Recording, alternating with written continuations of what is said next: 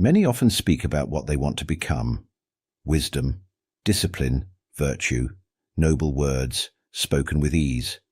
They say they want to improve, to become clearer, more in control of themselves. And yet something very curious happens. Their days pass among people who seek none of these things. Pause for a moment and observe carefully. If you want to understand what kind of man you will become, do not look at your intentions. Look at your company. The soul is not stone, it is wax, and it always takes the shape of what touches it most often. This process happens in silence. You do not notice when it begins. You do not notice it as it continues. And yet, day by day, it is working within you. The strongest influence does not come from abstract ideas. It comes from people, from the tone of their words, from the judgments they express, from the way they respond to life. If you spend your time among people who speak only of money, soon your conversations will return there as well.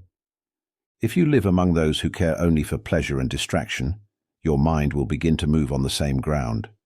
Not because you chose it, because character is contagious. Many believe they can remain among the undisciplined without being affected. It is an illusion. Like someone who thinks they can live among the sick without breathing their air. Passions spread, greed spreads, superficiality spreads, even laziness spreads. And so, slowly, almost without noticing, you begin to resemble those around you.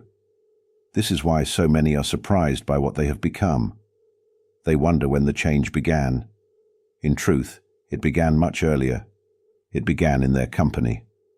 Now consider something else. A house is protected with care. Doors are closed, entrances are controlled. Not everyone is allowed inside. But when it comes to the soul, this caution disappears. Anyone can speak. Anyone can influence. Anyone can fill your mind with useless thoughts. And yet the soul is far more fragile than a house. This is why true discipline is not only about what you say, it is about what you allow others to place in your mind. Often you recognize a harmful company, you see it clearly, and yet you remain. Why? Out of fear. Fear of seeming different. Fear of seeming too serious, too disciplined.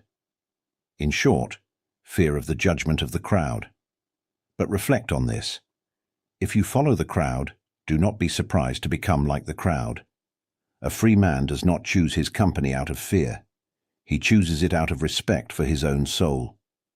This is why self-improvement does not depend only on ideas. It depends on the people you allow to stand beside you. Every conversation leaves a mark. Every association slowly shifts the direction of your character. You believe you form your opinions alone, but more often, you inherit them from the environment you keep. For this reason, true discipline is not only about controlling your words, it is about choosing carefully who you listen to, and above all, who you call a friend. A true friend is not someone to pass time with. It is someone who strengthens your character. If a company does not strengthen your soul, then it is making it weaker. Remember this: your company shapes who you become. Choose it with the same care with which you would choose a teacher, because even when you do not notice, they are teaching your soul what kind of man you are becoming.